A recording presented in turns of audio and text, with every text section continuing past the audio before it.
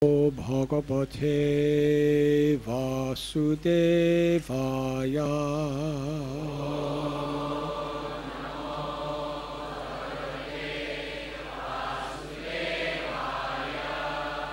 Om Namo Bhagavate Vasudevaya.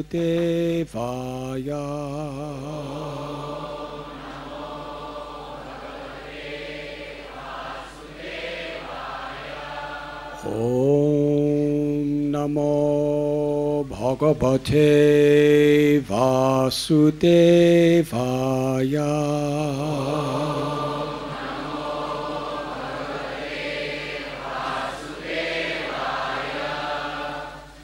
Om Mokyantimidandasya Gyananjanat Salakaya Chakshurun militam jena tasmai Sri Gurave namaha.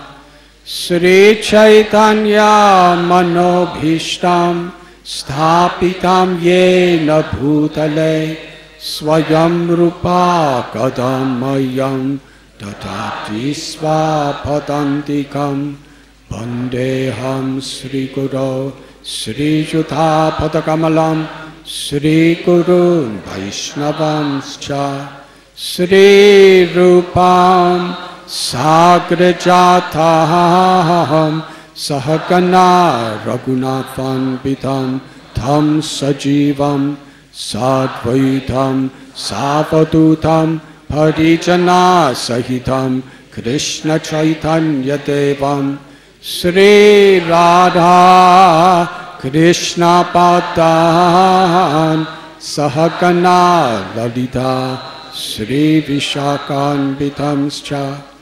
He Krishna Karuna Sindhu Dina Bandhu Jagatpate Gopesha Gopika Kanta Radha Kanta Namostate Tapta Kanchana Gaurangi Radha Vrindavaneshwari Vrishabhanu Sute Devi Pranamami Hari Priye Vancha Kalpatarubhyascha Kripasindubhya evacha Patitanam Bhavanibhyo Vaishnavebhyo Namo Namaha. Sri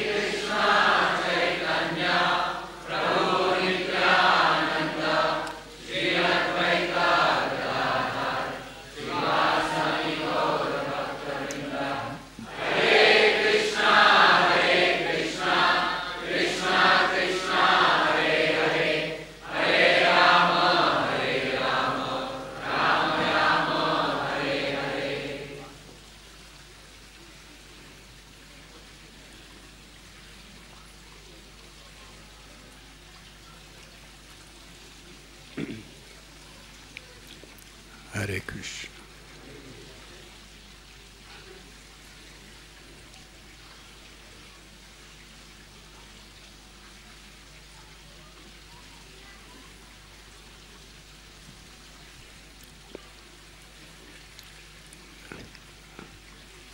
I am deeply grateful to be with all of you.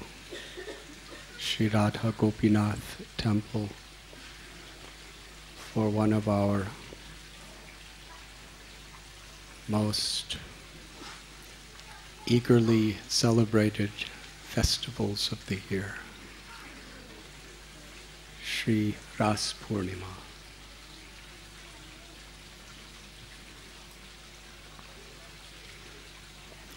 Today we are beginning the month of Kartik, a month which is presided over by Sri Radharani, the ultimate proprietor of all prem or love.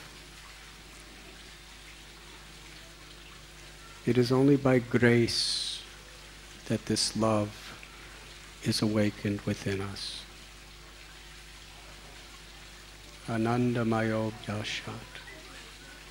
The Vedanta Sutras teach that the absolute truth is by nature full of pleasure.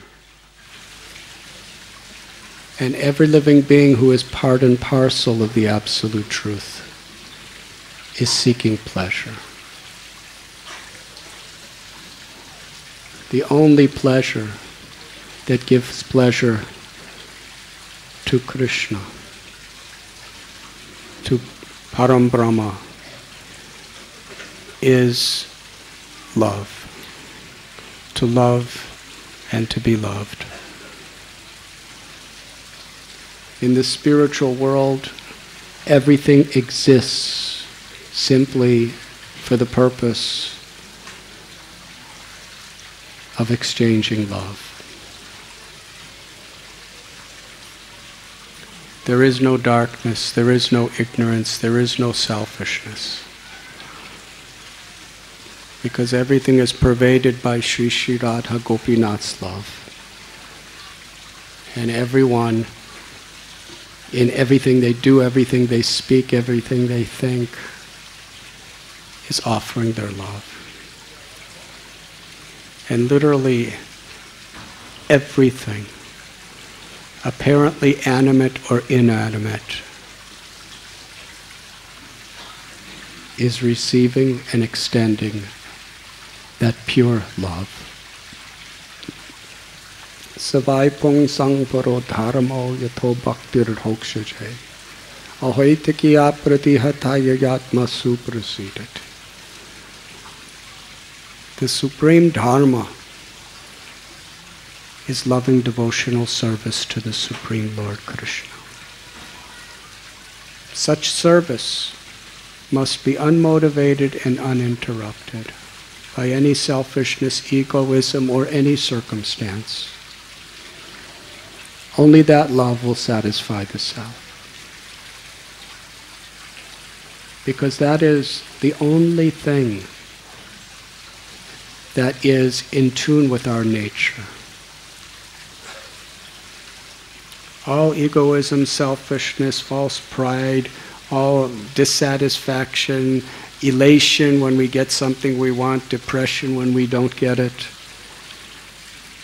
That's all due to being untuned from our true nature. When we have that focus, yat karoshi rasnasi yajjuhoshi dadasya, then everything we do is for Krishna's pleasure. And in every situation, we only feel Krishna's we only feel Krishna's grace. That is natural spiritual health. And that is the entire existence of the spiritual world. And Krishna descends into this world to attract us back into this pastimes of pure love. He tells us in the Bhagavad Gita, Bhoktaram Jakatapasam Sarva Loka Maheshwaram Suhridam Sarvabhutanam Gyatvam Shanti Mrichyati. That true peace cannot come by any other means except tuning in to a natural spiritual understanding. That Krishna, who has many names, the Supreme Absolute Truth, the cause of all causes, is the proprietor of everything that exists. That every living being is a child of God. And therefore everything is meant as an offering of love for his enjoyment. And that Krishna is forever, unconditionally, intimately the best friend of everyone. When we just live according to this idea, honestly, sincerely, then we attain the supreme peace. Peace beyond liberation. It connects us to prema. to true bhakti, which culminates in ecstatic love. So Krishna descends to perform wonderful pastimes as well as to give teachings and lessons to attract us back home, back to Godhead, where we all long to be.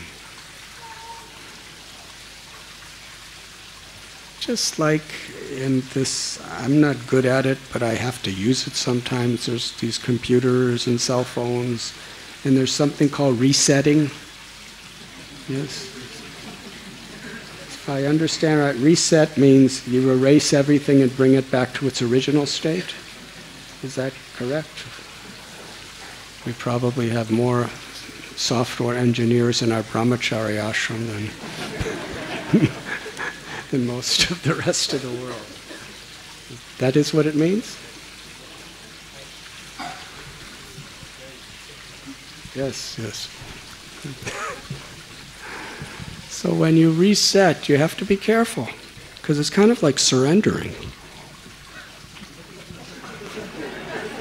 When you reset, everything's gone, and it brings it back to its natural state, and then everything else you put on is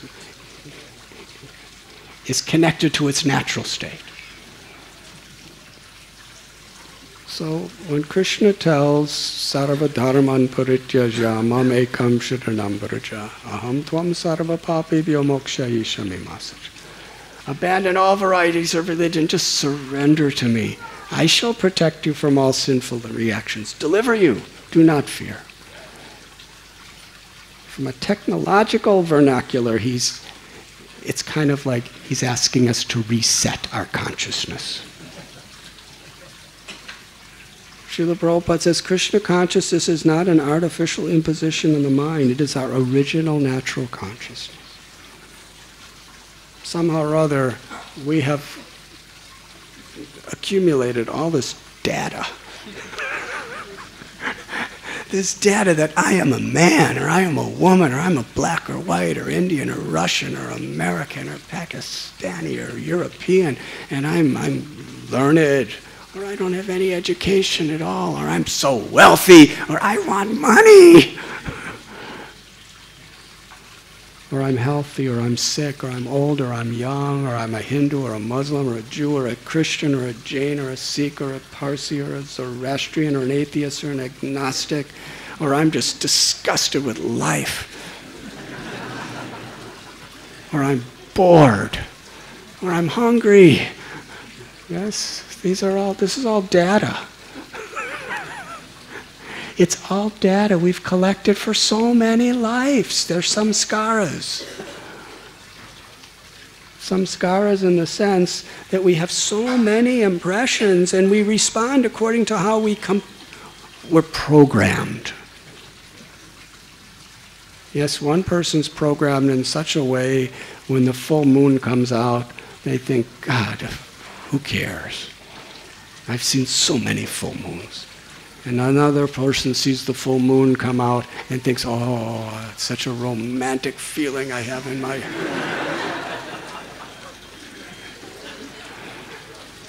And another person sees the full moon come out and he goes into a debate whether man ever went to the moon or not.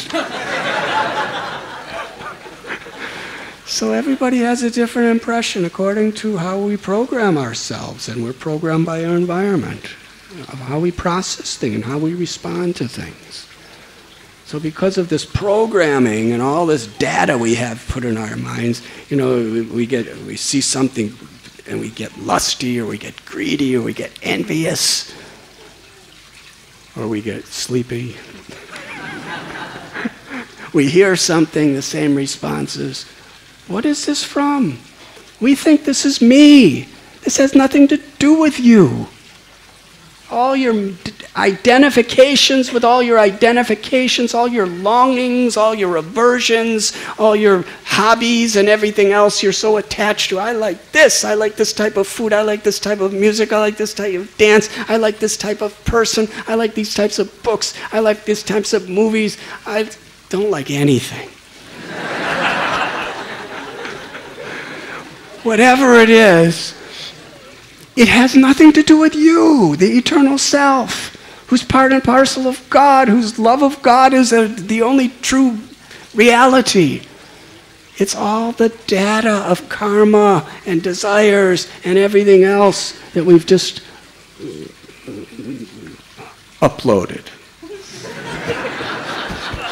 Birth after birth after birth in our consciousness.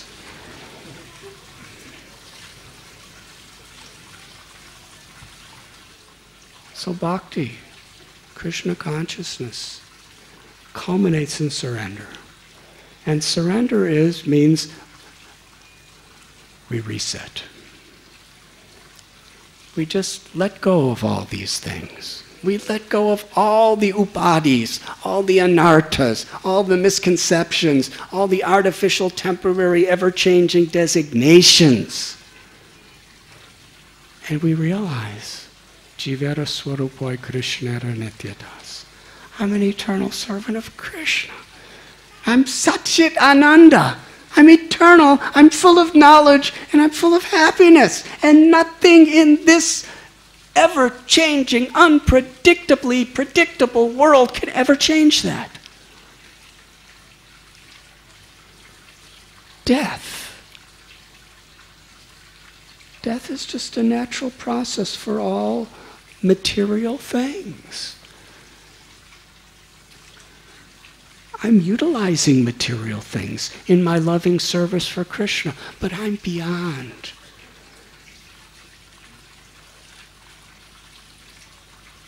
That is what surrender means, to let go of all the anger and envy and greed and lust and arrogance and all the things that cause that. And vyabhashayatma kabudhya reke hakurunandana, to actually focus on our original nature.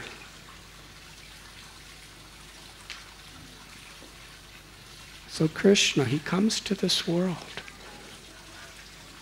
to show us so many beautiful pastimes. So we want to reset our consciousness. We want to bring it back to its original, natural state. To love Krishna means to love everything, to love everyone on a spiritual level. No matter what benefits we do physically and emotionally in this world, it's still dukkhalayam ashashvatam, a place of suffering, a place of death. Therefore, the highest compassion, the highest friendship is to help reset the consciousness of ourselves and others.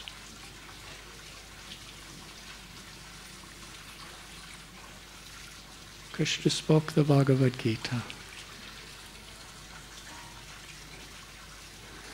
But in the Srimad Bhagavatam, he goes from where the Bhagavad Gita concludes. Bhagavad Gita concludes with surrendering our hearts to Krishna and giving up all egoistic, dualistic designations except for that I'm an eternal servant of the Lord. Man mana bhava mad bhakto. Always think of me. Always means forever. It doesn't mean until you die. It doesn't mean until you get liberated. Always think of me. When you love God, you will think of God forever. Always be my devotee. Man mana bhava mad bhakto. Satatam kirtayantam. Always chant my holy names. So Srimad Bhagavatam reveals to us incredible histories of the love between devotees who have surrendered everything to the Lord and the Lord's love for them. We find that in the Pandavas. In little Dhruva, 5-year-old boy who was so frustrated and so ambitious and so angry But by the grace of his mother, Suniti, and Narada, his guru, he experienced love for Krishna.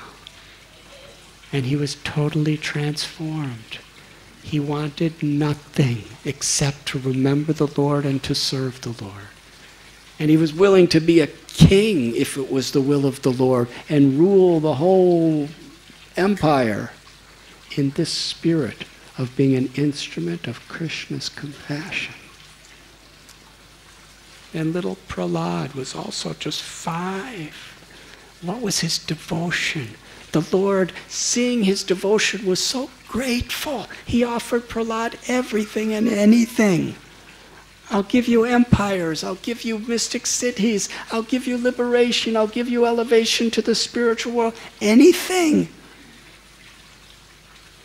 Prahlad said, if I ask anything from you, I'm not your devotee. I'm just doing business. I'm just happy remembering you and serving you. But if it pleases you to give me something, then give my father liberation, because he did so many bad things.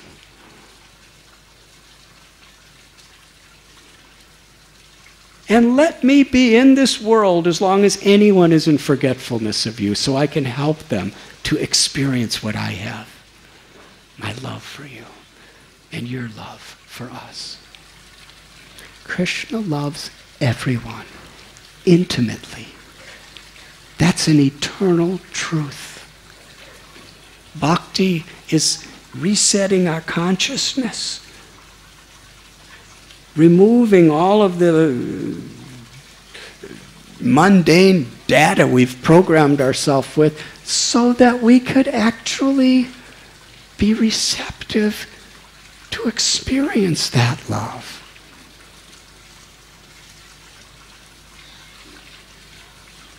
We read about Ambarish, the power of his forgiveness. And it was not done in a very, very difficult way. That somebody said, Ambarish, I know Durvasmuni tried to murder you for no reason whatsoever, and he tried to destroy you, and he was so angry with you, and he blasphemed you. Sit down, let me give you some therapy so you could forgive him. Ambarish just naturally forgave him. Not only forgave him, he was praying to Vishnu to give love of God to him constantly. And he wasn't, if Durvasmuni comes to me first and asks forgiveness, then I'll forgive him. Otherwise, let him suffer till he comes. He didn't do anything except run away. And Ambarish was begging for Krishna to deliver him. And then we read about Ram and Sri Hanumanji. If you come to our yatra, we'll discuss this subject.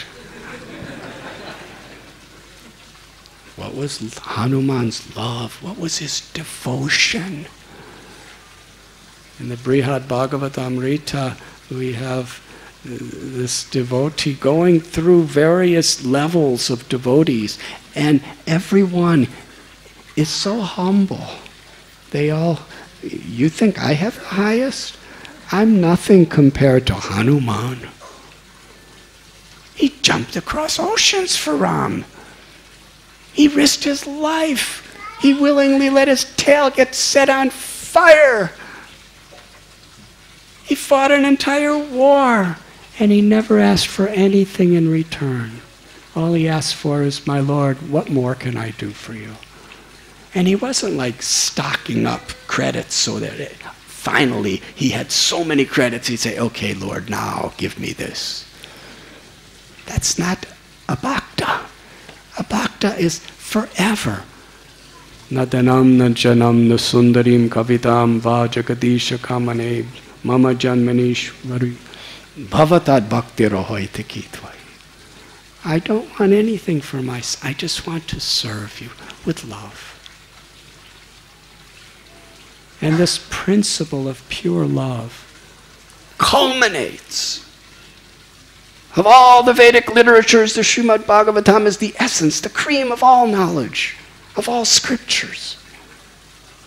And the cream of the Srimad Bhagavatam is the 10th canto, where Swayam Bhagavan, Krishna's tu Bhagavan Swayam, Ishvara Parama Krishna Satchidananda Vigraha, the original, full, Purna Brahma, the absolute truth in the revealing the fullest, infinite extent of the opulences of love, intimacy, and sweetness, appears as Krishna in Mathura, in Vrindavan. And there was, when he's only a couple days old in Gokul, Putana comes. And she was a mighty, powerful personality.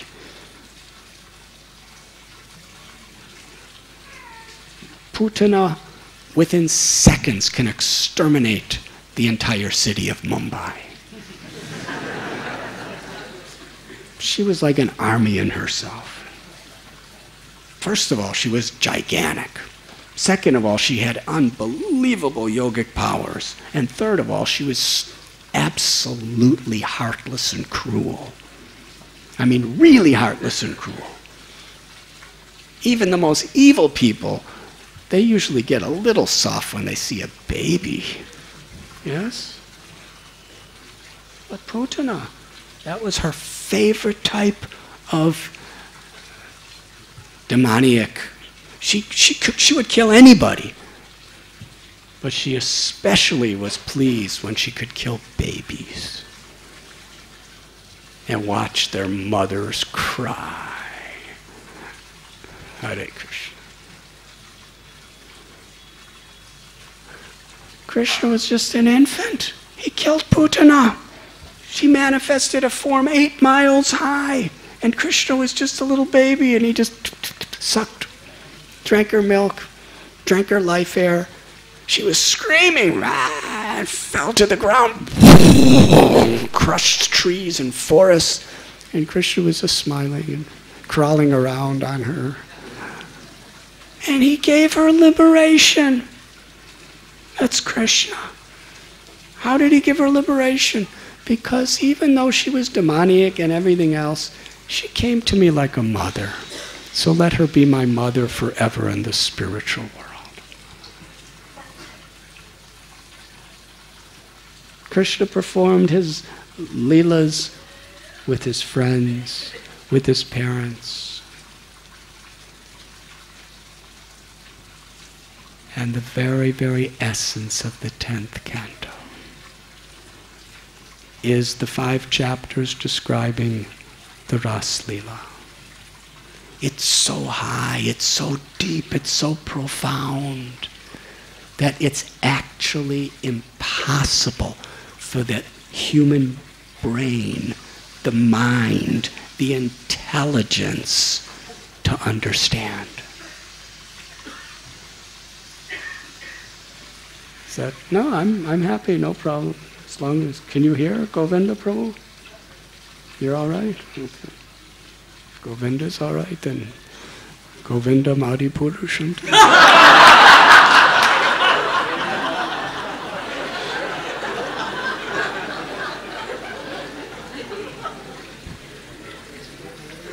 You could hear that? Okay.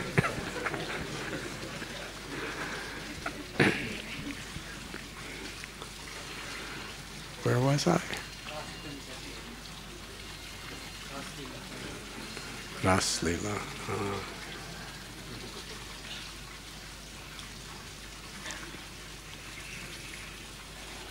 You see, the truths of prema, which have its highest expression in the love of the gopis for Krishna. It's the innermost, deepest secret of the soul. You could memorize 10 million verses describing the Ras Leela.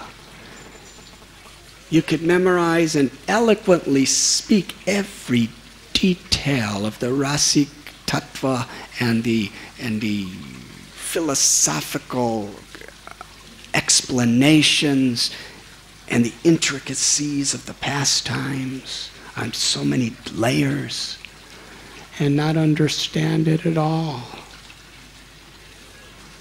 because it's beyond our cognizant capacity.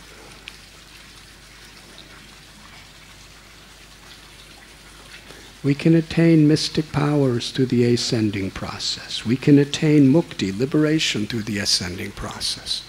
But prema bhakti, it's too high and too deep to reach. It's only accessible when it is given to us. That is called divine grace.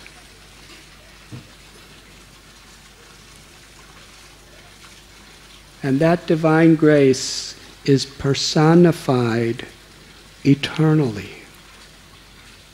as Srimati Radharani, the Hladini Shakti, the ultimate, the Ashray Vigraha, the abode of love. Krishna is the Vishai Vigraha, the object of love. Because Srimati Radharani is the absolute truth, who is the abode of love, the supreme lover. She is the ultimate proprietor of prema. And by her grace, even though it's within all of us, it's our ultimate essential potential, it's unreachable without the grace of Sri Radha.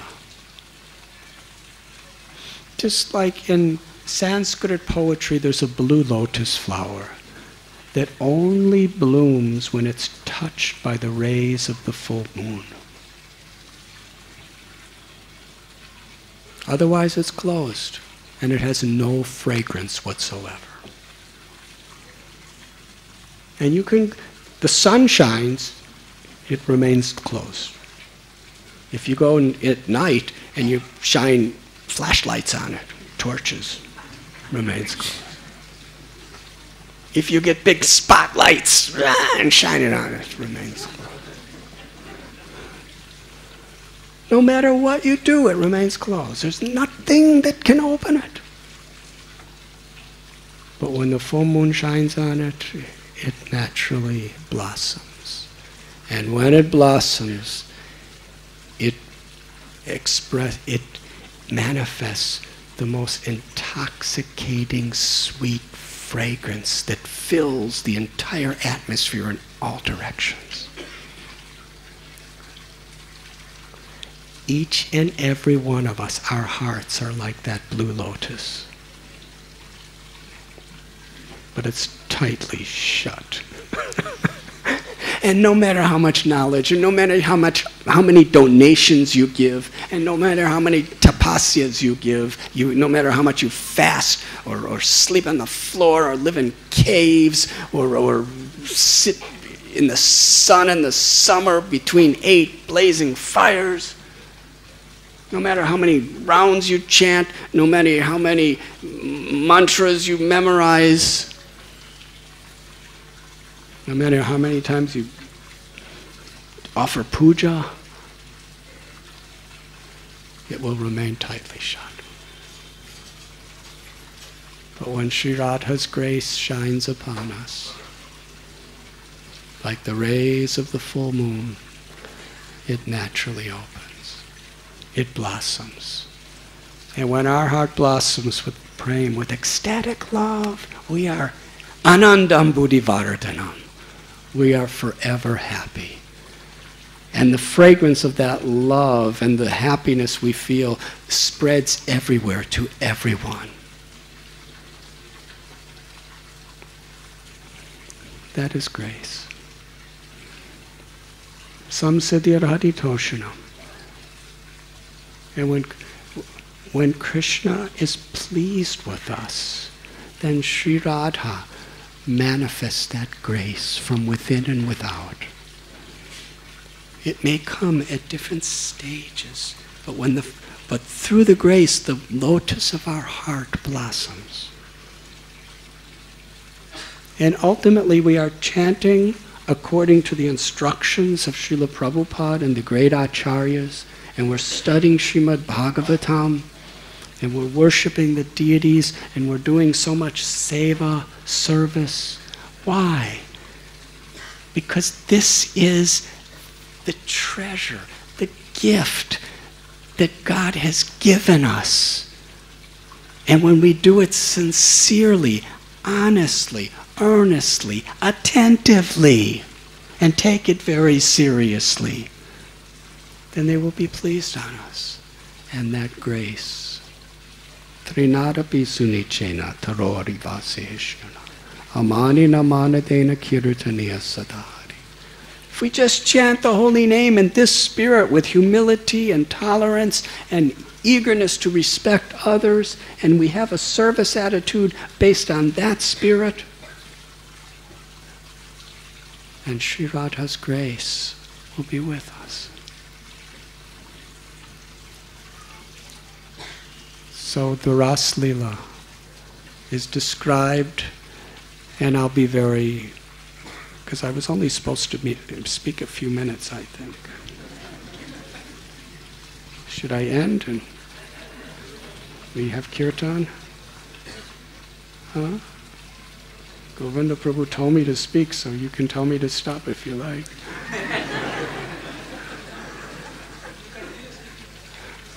I'll speak briefly because we have beautiful darshan tonight. Krishna, he saw the full moon of this season of Kartik rising on the horizon of Vrindavan. Most beautiful full moon, illuminating all directions with its golden aura. And seeing the full moon, Krishna, it awakened in his own unlimited, loving heart the desire to exchange love and fulfill all the desires of his most blessed and intimate devotees, the gopis. On the bank of the river Yamuna, it's a river of liquid prem in Vrindavan Dham. Yamuna is Yamuna Devi, the goddess presiding over that river, is an intimate, eternal associate of Krishna from Goloka, the spiritual world, who descends to this world with Krishna to assist in his pastimes with his devotees in the most beautiful ways. She gives the greatest pleasure to the cows and the calves and the peacocks and the birds and the gopas and the gopis and the old and the young and everyone. Krishna stood on the bank of the Yamuna under a kalpa vriksha tree, a banyan tree. Its name is Bamsivat. And Krishna took his flute of the name Bamsi and played. But how did Krishna play his flute? Krishna's heart is unlimited.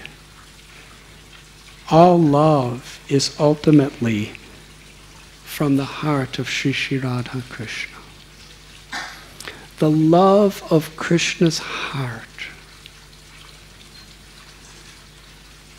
manifested into his breath.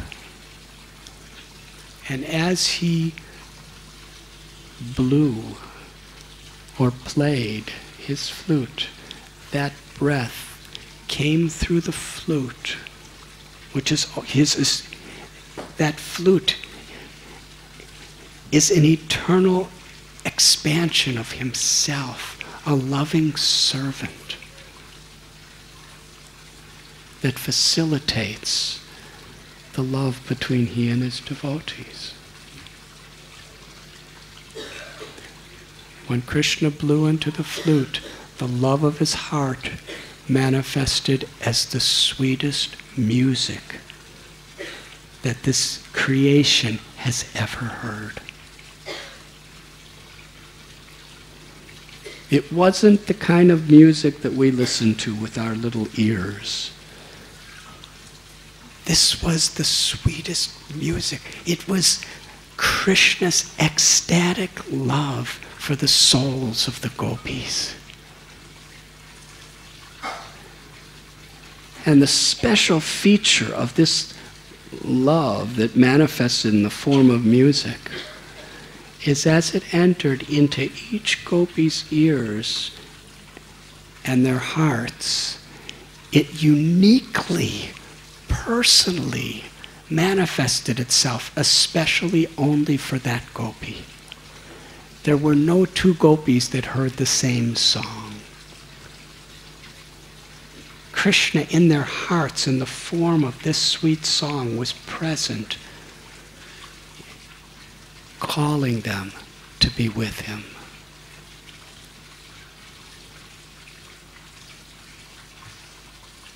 And the gopis, their only will was to please Krishna.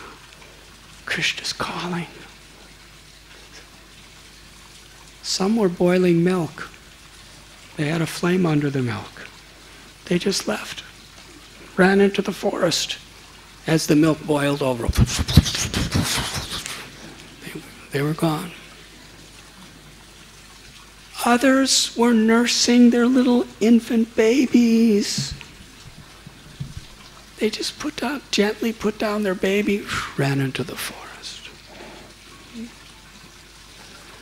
Others were feeding their husbands or their fathers, mothers-in-laws, whoever it may be. They were feeding them prasad right at the table. Or, here is this, and then right in the middle, there's a spoon right above your father-in-law, and then Krishna the flute.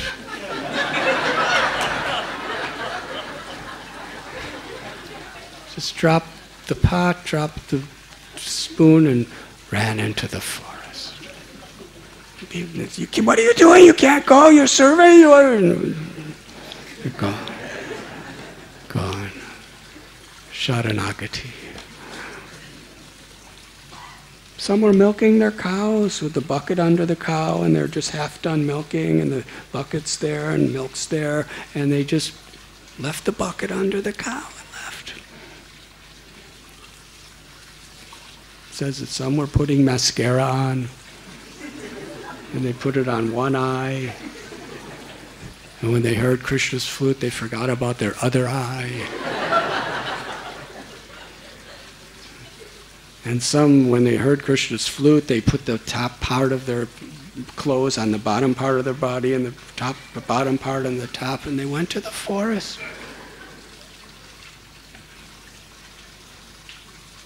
In this way, even though it was dark and the forest was not a place to go in the middle of the night, and they didn't all go together, they all just went to meet Krishna. Krishna was calling.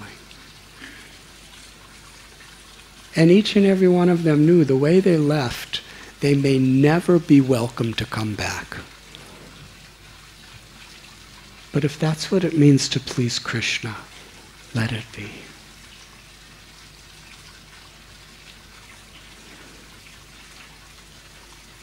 As they were moving through the forest,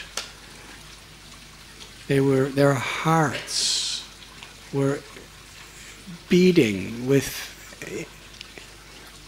inconceivable anticipation to serve Krishna. And when they came to Bamsivat on the Yamuna bank to meet Krishna, he smiled upon them. And that smile was everything. Krishna could manifest his love through a glance. He could manifest his love through a smile. he could manifest his love through the song of his flute. And the love he was manifesting through that smile.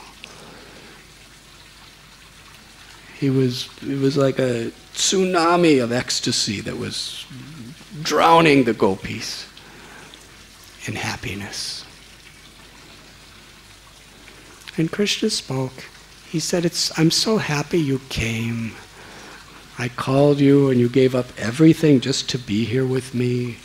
And you've seen the beautiful forest of Vrindavan in the moonlight. And please understand, what was the forest on this night? Krishna wanted to enjoy and give the highest enjoyment to the gopis. And what is the highest enjoyment of the gopis? Krishna's enjoyment. So that means in order to give the gopis the highest enjoyment, he has to enjoy the highest. And as he's enjoying the highest, they're enjoying the highest. And as they're enjoying the highest, he's enjoying the highest. And if he wants them to enjoy more, he has to enjoy more. If he wants them to enjoy more, they have to enjoy more. And in this way, the enjoyment is unlimited, and yet it's ever increasing. This is spiritual mathematics. Something that has no end is ever increasing. Something that is absolutely, completely full is always being more full. Prabhupada said in spiritual life there's perfect, more perfect, and most perfect. And there are unlimited degrees of most perfect.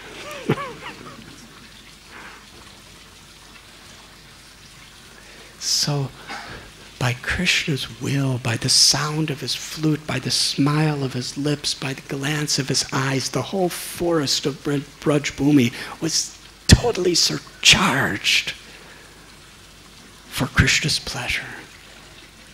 Every flower, the flowers, and there was limitless flowers on the vines, on the creepers, on the bushes, on the trees. There's jasmines and champaks, and there's mogras, and there's lotuses and kadambas. So many flowers are blossoming. And each tree is blossoming more flowers than ever. And every single one of those little flowers is a perfect, pure devotee of Krishna who just wants to make Krishna happy. And on that night of Sharad Purnima, they were illuminous, they were shining, they were brilliant with light. And they're always inconceivably intoxicating in their fragrance. But on Sharad Purnima, by Krishna's will, being touched by the moon's rays, their fragrance was infinitely sweeter than ever before. And the birds, they always sing so nice. But on Sharad Purnima, how they were singing.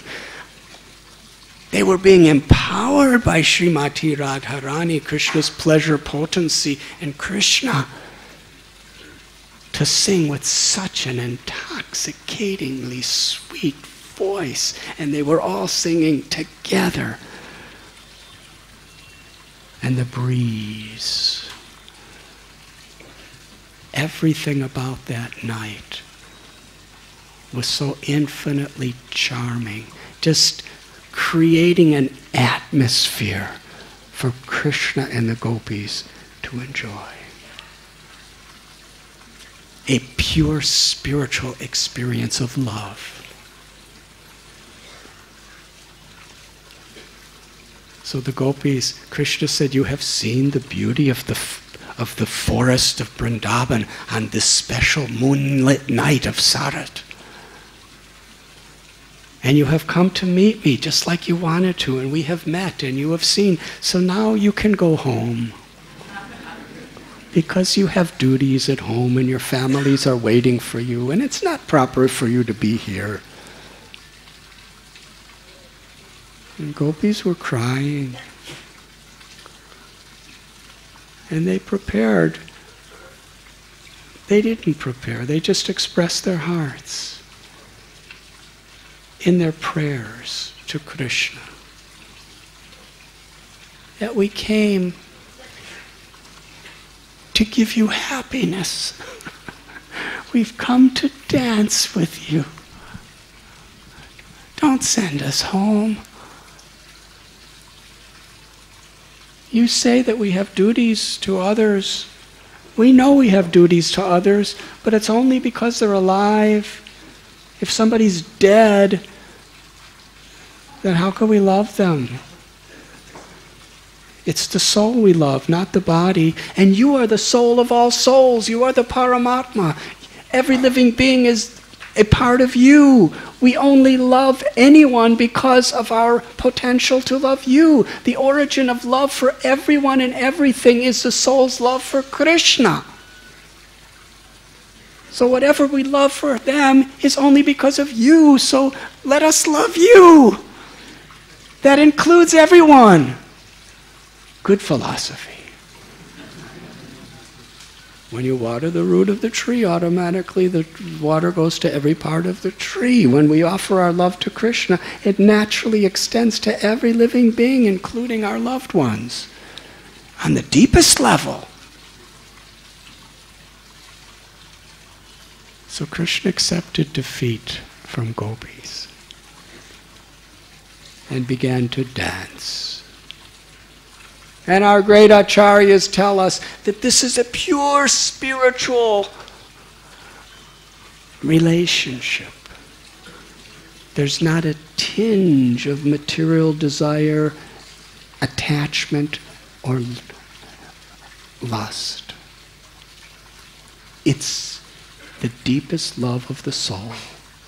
Shukadev Goswami, Sri Chaitanya Mahaprabhu, Ramanujacharya, Rupa Goswami, Sanatan Goswami, Raghunath Das Goswami, the greatest renunciates in the history of this world, have all proclaimed that the purest, selfless love of the gopis is the highest level of renunciation. We would never hear Shukadev Goswami or Chaitanya or Rupa Goswami or Raghunath Das Goswami. They never talk about affairs between men and women. But they're constantly thinking about the gopis' love for Krishna.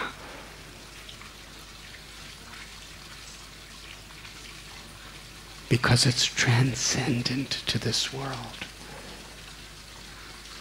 And that is why we cannot understand this love of gopis for Krishna unless we're touched by the grace of Sri Radha.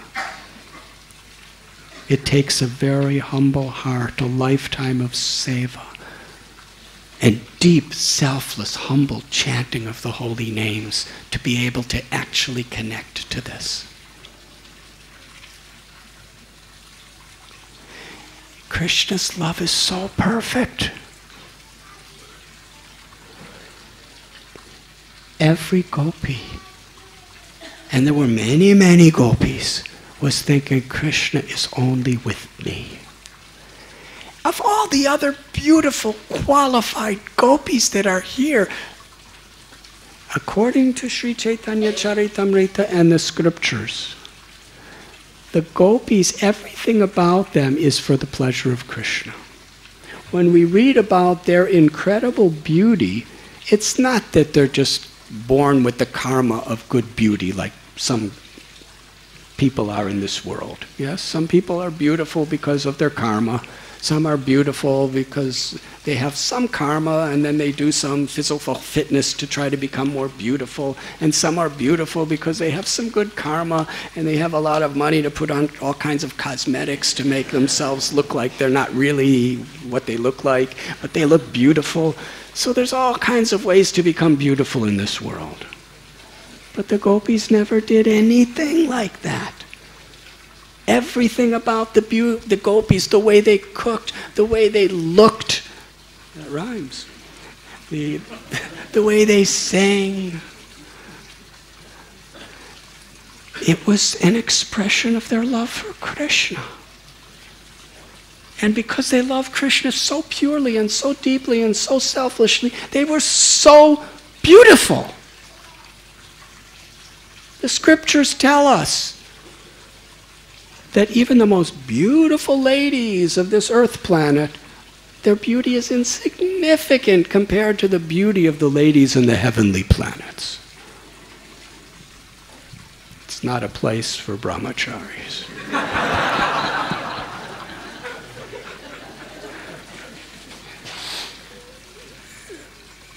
When we read, when heavenly ladies, when they perspire, it's like nectar. In this world, we have all these perfumes and everything to try to disguise what's really there. But compared to the ladies of Vaikuntha, their beauty is infinitely more beautiful than anyone in the heavenly planets. And compared to the ladies in Vaikuntha, the queens of Dwarka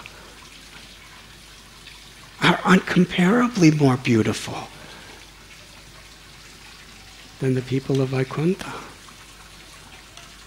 And compared to the queens of Dwarka, their beauty is absolutely insignificant compared to the beauty of the gopis of Vrindavan. What is their beauty? Inconceivable, unbelievable. And it's all an expansion of their love, of their heart.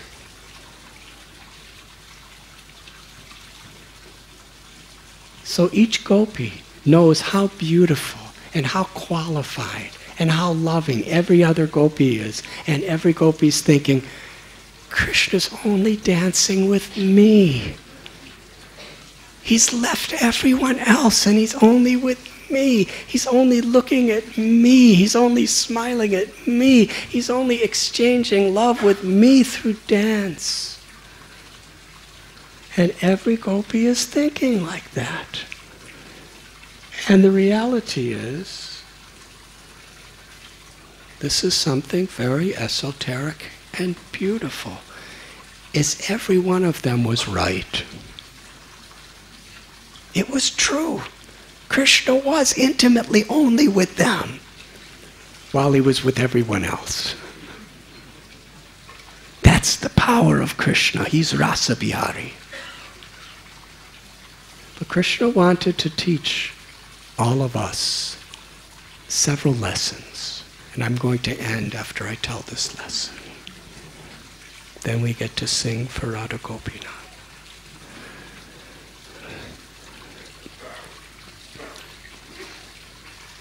The gopis, they actually had no pride in their heart. They were completely transcendental and liberated. But there was a type of spiritual pride that they had. And Krishna wanted to teach us a lesson. However elevated you are, however exalted we are in our spiritual realization, if we become proud and we think that I am better than others, then Krishna withdraws himself from us. It doesn't please him. Srila Prabhupada explains what is the consciousness of a Maha-Bhagavata. A really self-realized, liberated lover of God. A Maha-Bhagavata is thinking, not that I am liberated and I am advanced and I love Krishna and you don't. A Maha-Bhagavata is thinking, according to a Maha-Bhagavata, takes one to know one. A Maha-Bhagavata thinks everyone is serving Krishna better than me. And that's why for a Maha-Bhagavata to be in this world and be a preacher and everything, they really have to adjust their consciousness because their natural thinking is like this. Now the question is, are we kind of doing all the stuff we're doing as an adjustment when we're actually thinking everyone loves Krishna better than me and everyone's serving Krishna better than me? That's total humility.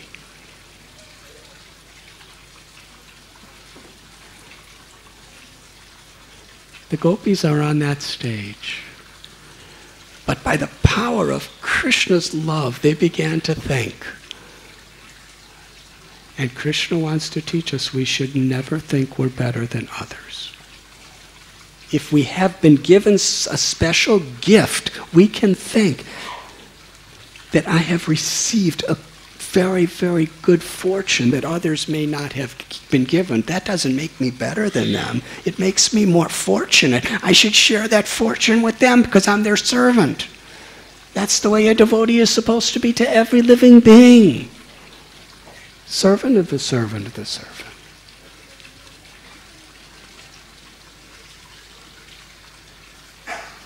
So Krishna left all gopis. And all the gopis,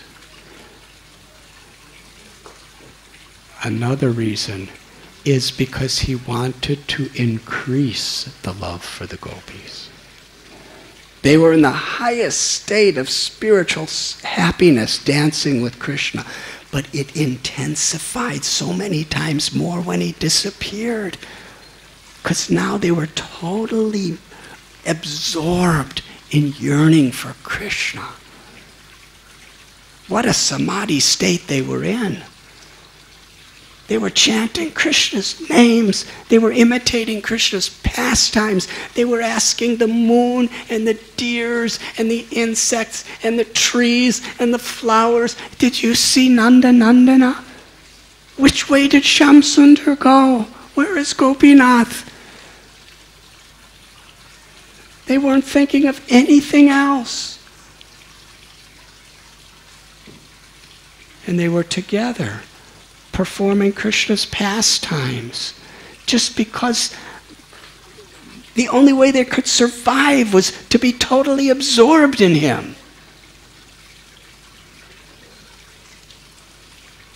They were feeling his presence so deeply in remembering all of his glances, all of his words, all of his smiles, all of his pastimes with his Gopa friends, all of his pastimes with his parents, all of his killing of demons, all of his pastimes with them. They were remembering every moment of those things, and it was exploding with love. Where is Krishna? Where is he? I want to serve him. I want to please him.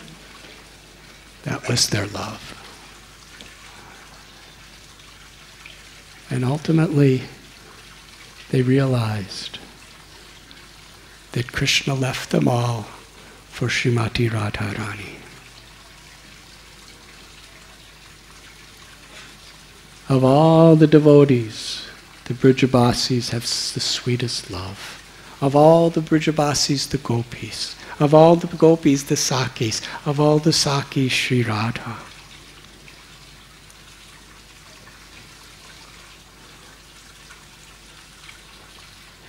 And the gopis, with such deep appreciation, they glorified Sri Radha. That her love, her worship for Krishna is above and beyond anyone else. Therefore we left everything for Krishna, and he left us for Radha. And they were following the footprints of Radharani and Gopinath. And then they came to a place where Srimati Radharani was sitting, crying for Krishna. Because even she was thinking, Krishna left everyone for me. So Krishna left her. That's one way of understanding. But the highest way of understanding is this. Krishna wanted to show the world that the ultimate supreme revelation is the love of Radha for Krishna. Radha Krishna Pranaya Vikratir Hladini Shakti Rashma. The absolute truth is one. But that absolute truth manifests as two, Radha and Krishna, to exchange the supreme love and to manifest love to Radha Krishna. The love between them expands into the hearts of all living beings. Their love for each other is the focus, the center of the entire spiritual, material, and all existence.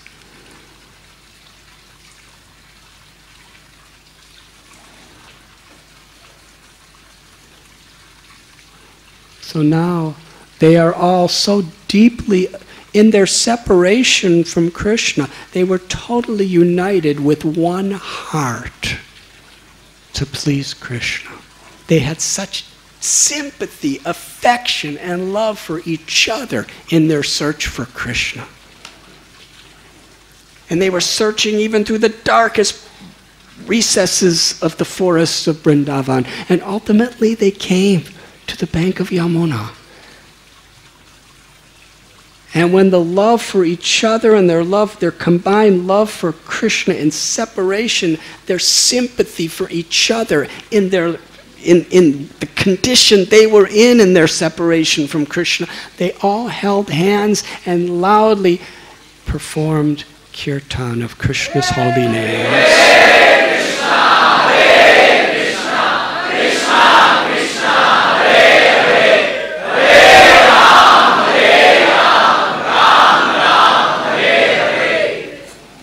You sound so tired.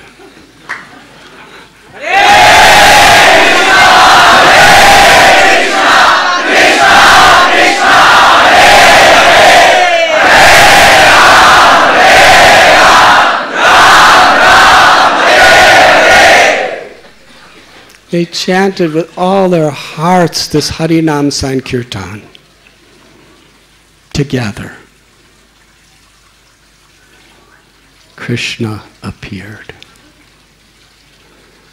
This is the gift of Sri Chaitanya Mahaprabhu. Param Vijayate Sri Krishna Sankirtanam. The greatest benediction in all of existence is the congregational chanting of the holy names. Golokera Premadan Harinam Sankirtan. This kirtan of Krishna's names is descending from Goloka. Sri Chaitanya Mahaprabhu is Krishna with the love of Sri Radha, teaching us how we can again be in the presence of Krishna. And he's giving us in giving us Sankirtan, coming from Sri Chaitanya Mahaprabhu, this process is bringing us right into the culmination of the Ras Leela, where the gopis are together chanting Krishna's names to invoke Krishna's presence. That's what was happening at Srivas Angam when Lord Chaitanya and his associates were chanting. We read in Sri Chaitanya Charitamrita and Sri Chaitanya Bhagavata that the kirtans at Srivas Angam were none different than the Ras Leela in Vrindavan. United, chanting Krishna's names together. There's no more powerful means of invoking our love for Krishna and awakening our understanding of Krishna's love and feeling his presence at every moment. Krishna manifested to the gopis.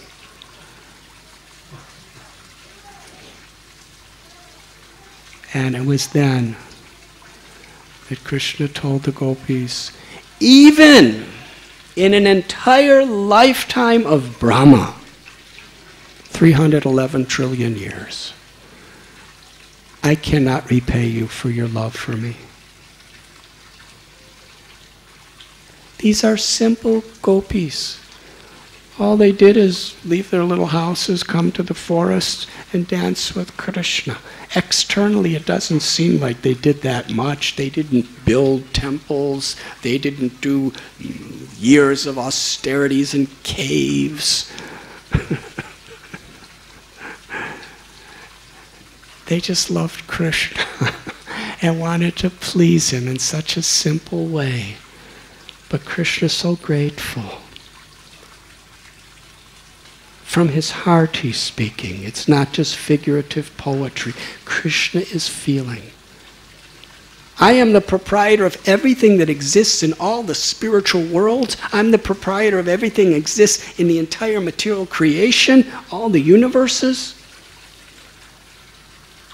But with everything I have, and all the powers I have no way to repay you for your love for me. And he's speaking to each and every one of them. Krishna is so moved. Krishna is conquered by the love of his devotee. Because that's the nature of his love. By his own sweet will, he's conquered by the love of his devotees. And he feels he can never repay them. So he tells the gopis, I request you just be happy with that love that you have in and of itself. Because that has more value. Your love for me has more value than everything I have. So just be happy with that love. And in their love, they feel Krishna's love. This is Ras Leela. And then they dance through the night. And in this world, people like to dance, and people like romance. But devotees understand the real dance, the real romance, is giving our hearts to Krishna without selfishness, without egoism, with love, seva, service. And we show our love for Krishna by cooperating with each other, even though it's difficult. Kali Yuga, difficult. But with the challenge comes the opportunity to love. We're not willing to take the challenge. We're not qualified for that love. So it's difficult to cooperate. Husbands and wives. I've never had to do it, but I've heard a lot of things, directly and indirectly. It's not easy. But to come to a higher plea for Krishna's pleasure, we will cooperate, and I will respect you, and I will be good to you, even though.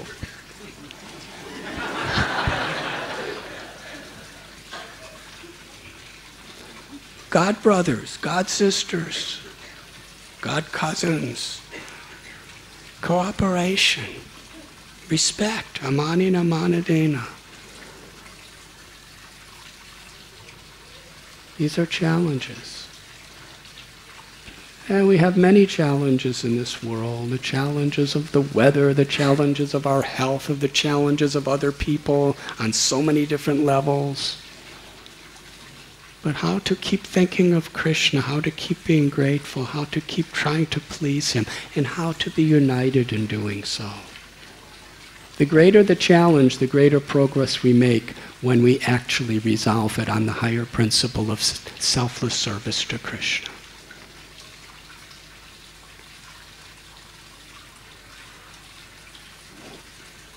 That is the path of bhakti. Krishna danced with the gopis, and he wanted to fulfill their desires. And they wanted to fulfill his desires. So Krishna orchestrated in such a way they danced all night long.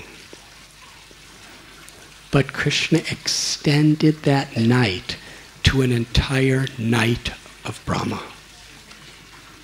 What is that?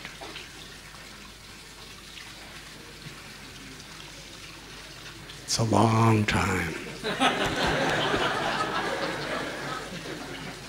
It's beyond any conception of material history.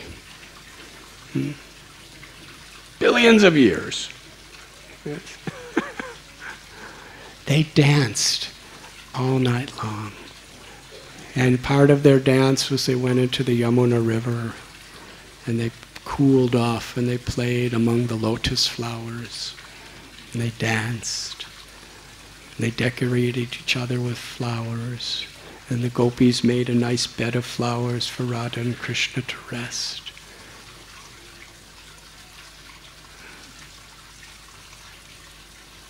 This is Vrindavan, the land of love. And tonight, as we are speaking right now, because we're in the same time zone as Vrindavan, in the Aprakata Leela, the eternal Leela of Vrindavan, and actually anywhere in the world is Krishna, it's all the same time zone. Because Krishna is beyond time. But at this very moment, Sri Radha and Krishna and gopis are performing their Ras Leela on banks of Yamuna. And here, in Chowpatty Beach, 7 Kaya Munshi Marg, Chowpatty, Bombay 400007, in this temple, Shri Radha Gopinath have manifested in their eternal, original, all-merciful forms. And they are performing their Ras Leela. Krishna's playing his flute with all the love of his hearts. According to our love, we can hear it. How many of you can hear it?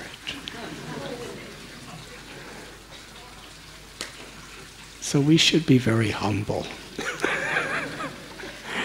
We should be crying together. This is how we should be chanting the holy names tonight. This talk is just to prepare us for the kirtan, actually. As we are chanting this kirtan for Sri Sri Radha Gopinath, who are enjoying their Ras Leela,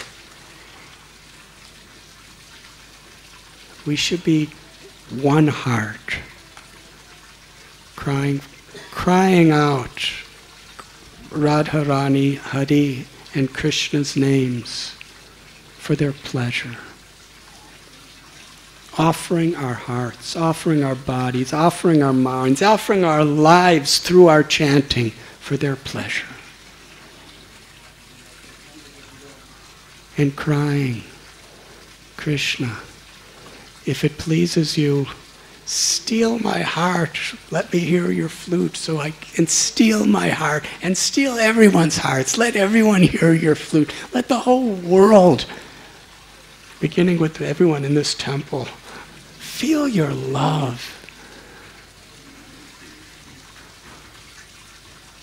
Why do we yearn to go to Vrindavan? Because that's where we can do a service to Radha Gopinath that is most pleasing to them. And by Srila Prabhupada, our beloved founder Acharya's mercy, he's giving us the chance to do that right here. This is Vrindavan. Thank you very much.